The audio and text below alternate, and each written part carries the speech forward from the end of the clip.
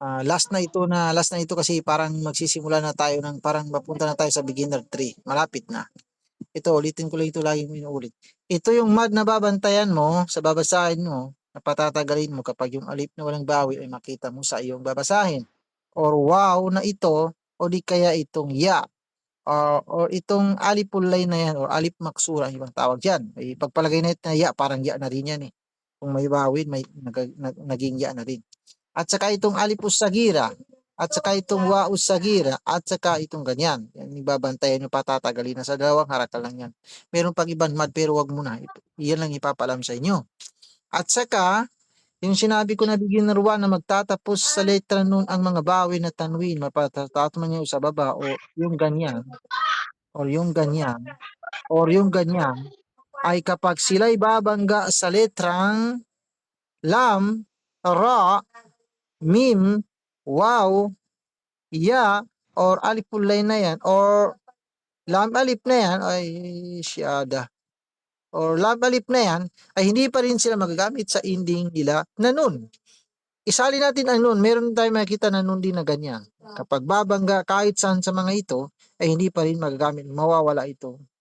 Nun na yan. Okay. Yung assignment niyo ay mag-present kayo ng isang verse na basahin, sabihin ang letra, din basahin. Bali ngayon ay dyan din tayo sa kikilalanin natin yung mga letra ng mga iba't ibang kakaibang sign. Okay, unang tawagin ko dito ay itong si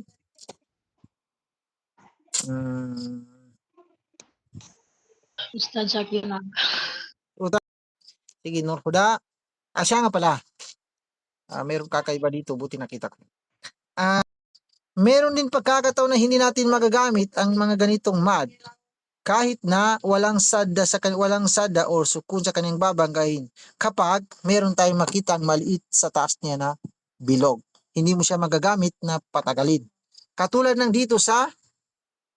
ito, makikita ito sa ulaika. Ang ulaika ay hindi mo magagamit itong wow na ito naman. Sabi na ulaika. Kahit na walang bawel dito, kahit na walang sadda dito, dahil ito yung ang bilog na yun, nagtuturo yan na puputuloy na yung mad. Kung wala lang bilog yan ay masasabi mo na ula, gawin mo siyang mad. Pero kapag meron, eh hindi siya magagamit. Kaya ulaika. Basahin mo lang ito na ulaika. Okay. Sige, ikaw Nurhuda. Kilalanin mo yung letra. Ano ba yung sumunod na letra dito? Sabihin mo anong letra ito, pagkatapos ay basahin mo. Sige. Kung ano yung hindi mo alam, sabihin ko lang sa'yo. Sige. Anong letra ito? Alip. Next. Sin. Sod. Sad. Next. Ya. Ha. Walang tulog ito. Ito ay ha. Walang tulog dito na dalawang tulog. Ito ay ha. Next. Ha. Next. Ba. Ba. Ba. Next. Alip. Next. Ano na ba mo, Ustad? Ano ba pabate ka? Ano ba Sige, mo? mamaya matawagin ko yan. Relax ka lang. Ay, huwag na magsali. Huwag ka magsali. Kung yung makikisabay na, kung magsali ka, pwede. Pero i-mute mo. Mag-mute ka. Sige, sige. Mag-mute ka. Sige, sige. Next. Ano ito? Anong letra yung ganito? Ito ay ako Alip yan, magsabi. Ustad. Hindi ako magsabi. Ito yung makita nyo yung ganito kasi kakaiba ito eh. Ito ay lam na sukun, ito ay mim. Yun yung bawi ng mim. Minsan makita natin ang lam at saka mim na magkadikit na ganito. Tandaan mo ha, tandaan niyo lahat. Ito ay lam siya na sukun, ito yung bawi ng mim. Ito yung mim. Ganyan lang, kaunti lang masyado. Yan yung mim. Yun yung bawi niya. Tapos ito ay ya na sukun. Mim, nun, ta. Gawin mo itong ha, itong ta. Bali ito ay ulaika ashabul maimana. Patatagalin mo sa ha kasi may alipos sa gira dito. Mula dito sa ba, diretso ka dito sa lam na sukun, bali, bul. Itong mim, yun yung bawi niya, bali, may. Mana. Ashabu. Ashabul. Ashabul. Ashabul. May mana. May Okay. mana. Tandaan niyo ha, okay. Yung madadaanan natin yan kasi last na ito siguro, pupunta na tayo, yung magsimula na tayo ng Al-Fatiha o Suratul Baqarah. Ang lam, ito, i-delete muna natin ito ha. Tandaan niyo kasi nakarecord ito. Ang lam at saka mim na magkadikit. Leche. Ito talaga yung ballpen ko ba? Ang esyada. Ang lam at saka mim, kapag Please, nagkadikit yan, please ka raw, Ustad. pwede mo makita na magkadikit ang lam at saka mim na ganyan. Katulad ng ganyan. Lam, ito ay lam, ganyan, ganyan. Tulad lang yan, sinulat ko. Ito ay sukun La, siya. O, tingnan mo, di ba? Ganyan. tapos, Ito yung sod. Di ba? Ganyan. sod. Ito yung ba. Oo. Asha. Ito yung mad. Ashabul. Itong meme na yan, Sad. ito yung bawin niya. Tapos, ito yung ya. Ashabul may. Mana. Ustad, May di meron kaya pala. nakatusan, Bert. Ikatosan. Okay. Palakihin natin. Sandali. Sandali. Pambalert kasi, Ustad. Okay, ganito. Pwede mo ganito na lang. Ang lam at saka meme, pwede mo makita na magkadikit na ganyan. Ito yung talaga yung klaro na maintindihan niyo yung ganyan. Ganyan, pwede niyo makita na ganyan. Pwede niyo makita na ganyan. Halimbawa, alif, lam, ito yung mim, ito yung ya, mim, nun. Yan, nakita na ba? Okay na ba? Malinaw na?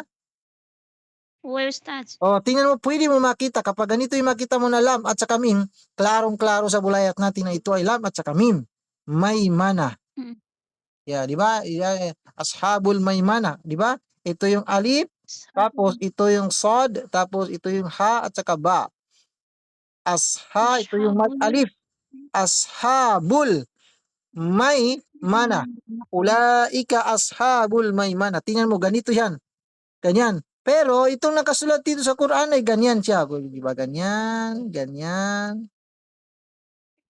O, di ba? Tingnan natin, di ba? Yan siya. Yan. O, yan. Tingnan. O, kita ba? Oo. Klaro ba? O, yan. O. Oo. Opo. Ganyan yun na, okay. Para makilala niyo alam at Di saka ko, ano. di ko kasi namba, di ko kasi kataway namba, Ustad, sa mimbe na kakadiretso sa Oh, lama ko. ngayon Di na ko alam pala niyo alam. na ganyan. Okay, Okay. ganyan yan. Oo. Kaya ngayon ipapakilala natin, ipapakilala ko sa inyo yung mga letra. Ganyan. Maliban sa yung mga ganito, okay, next. Ang ubusin ko na lang siguro isulat dito kasi para isahan na lang pag tingnan natin sa Quran mamaya. Ubusin ko na lang ipakita sa inyo. Sumunod pa.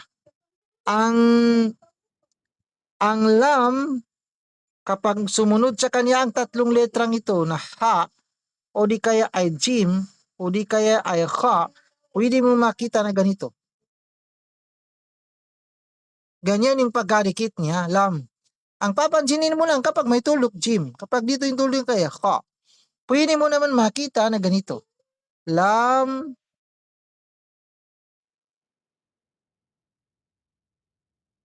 pwede mo makita na ganyan. Kung sa halimbawa, alhamdulillah, halimbawa may alif dito, pwede mo makita na ganyan.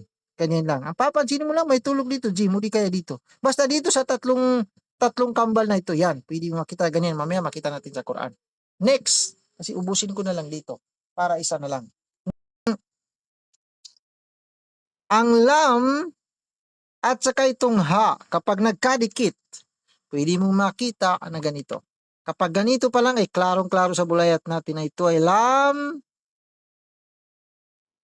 Halimbawa, lahum. Ito ay lam, ito ay ha.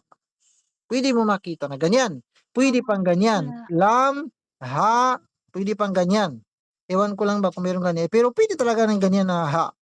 Pero talagang ganyan talaga nakikita ko. Baka meron din sa ibang page kung makita natin. Ay pagpalagay natin na meron ganito para hindi na kayo maninibago. Pwedeng ganyan ang makita mo, lahum. Kadalasan lahum. At iba pa, hindi lang dito sa lahum. Pwede mo makita ang lam na magkahalo sila ng ha ganito. Mahirap, hindi masyadong maganda yung pagkakasulat ko nito. Ganyan. Parang ganyan ba yung ha? Ganyan ba? O magkahalo yan. Ito yung bawi niya, mahirapan kumilala. Ito yung bawi ng ha, yan. Lahum. Makita rin natin mamaya, buksan natin mamaya. Okay? Next. Ang dito tayo sa yung ganyan talaga. Yan talaga yung marami. Yung ganyan na yan. Yung ganyan na yan. Okay? Isang tulog nun. Sa. Kapag isa ay ba, kapag dalawa ay ya. Okay. Ayusin natin. Para klarong-klaro sa bulayat natin. Ganyan yan. Pambalert, ako ng Ustad. Blurred. Okay. Sige lang kayo. Hmm, Dito sa akin naka-record naman, walang blur dito. I-upload ko rin. sige. Halimbawa, isang tuldok nun. Okay? Dalawang tuldok ta. Isang tuldok dito ba. Dalawang tuldok ya. Okay. Mula dito hanggang dito, kapag walang tuldok,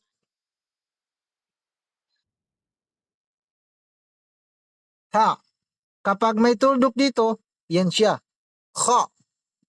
Kapag Ho, dito naman yung tuldok niya ay jim. Yan siya. gym. Jim. Okay. Yung Ho, dito ay gym. paiba-iba na yan. Kahit anong letrang sumunod dito, paiba-iba na. Yung dito, pwede pang pumatong dito itong mga letrang sod. Halimbawa, kagaya ng kanina. Oh, sod. Sod. Pwede pang pumatong, kung may Hmm, tuldok, dod.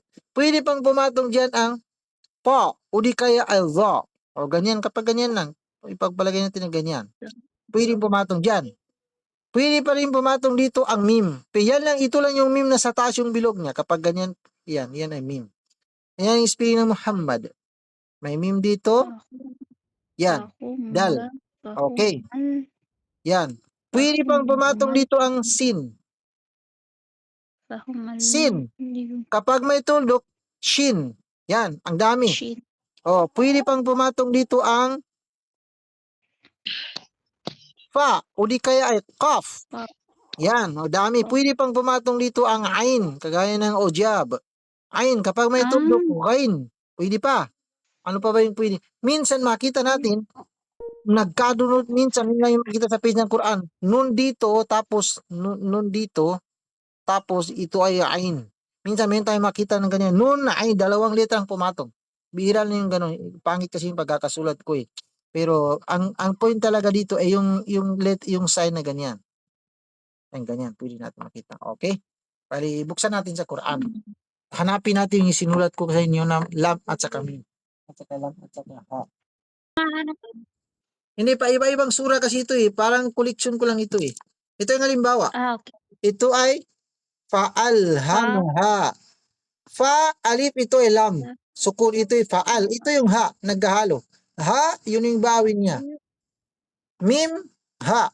Fa'alhamaha fujuraha wa taqwaha. Ito yung nasa Suratul Shams pa rin ito. Ito, tingnan mo, ito ay jim kasi may tuldok, di ba? Jim. Ang pumatong sa kanya na bilog, may tuldok, kaya fa. Yun yung bawi niya. Ito fa, ay jim. Yun yung bawi ng jim. Mad waw. Ra, ha. Mad alif. Waw. Ta. Qaf. Waw. Ito ay mad na alipusagira. Yan, ha. Yan. Fa'al. Hamaha. Fujuraha. Wa taqwaha. O, yan, ganyan yung halimbawa ha. Tingnan natin sa iba. O, ito ay wa idha suhufu nusirat. Waw, alif, zal, 1, 2, 3. Tatlo yung letrang masasilid dito kasi may sadda dito sa sad. Ito yung sad. O, tingnan mo. Ito, dalawang letrang pumatong sa kanya. Ito ay ha, yun yung bawi niya. Ito ay sad, at saka lam yung pumatong sa kanya. Tingnan mo, ganyan yung halimbawa. Wa'id, wa'idha suhufu nusirat. Yan yung halimbawa. Ito naman ay may tuldok sa taas kaya bod. O ito naman ay ha, paritin mo. Ha, sad.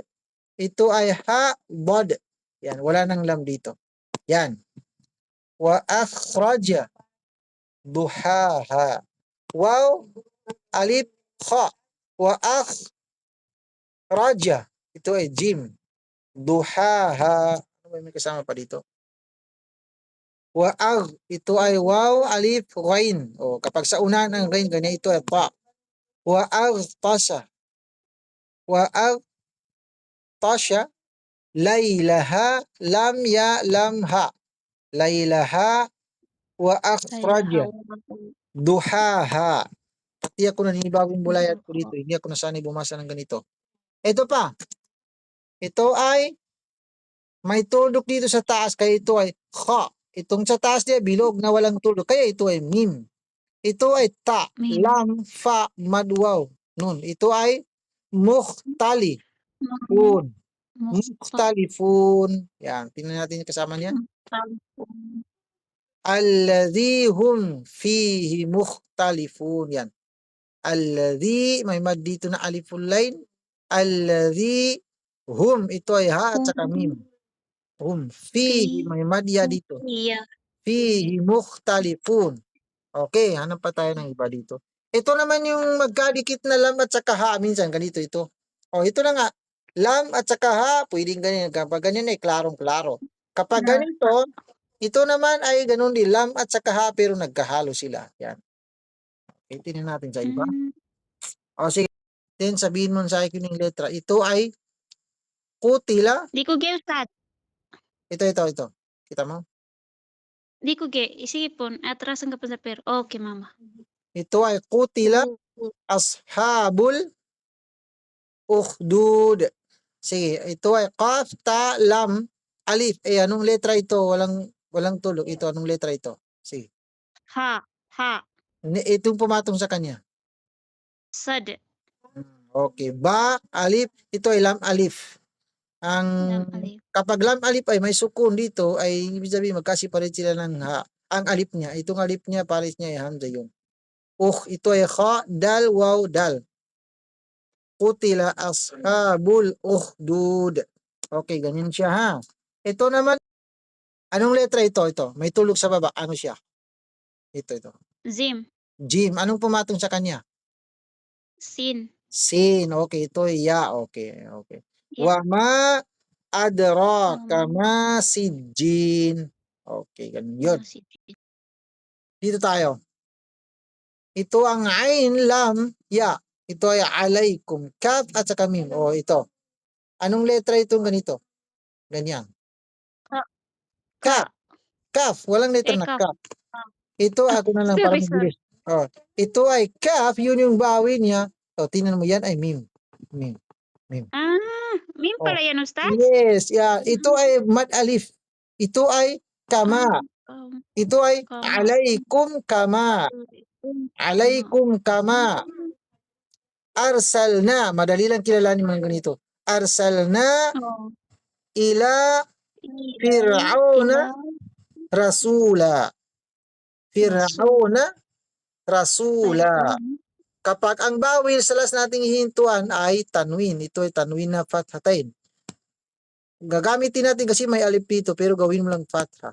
Pag mo sabihin na rasulan, ito ay rasula. Okay. Tandaan mo ha. Yan. Yan mahirap kilalanin niya kapag ganyan, mahirapan kayo.